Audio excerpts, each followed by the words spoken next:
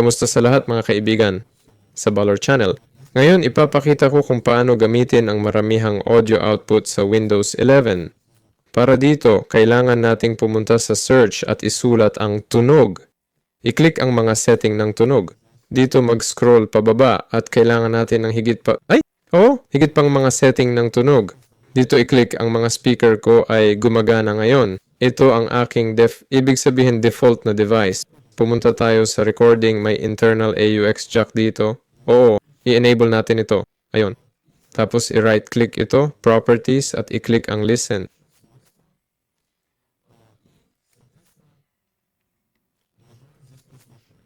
I-click ang listen sa device at piliin ang iyong pangalawang speaker or headphone, ang pangalawang device na gusto mong pakinggan bilang pangalawang audio output.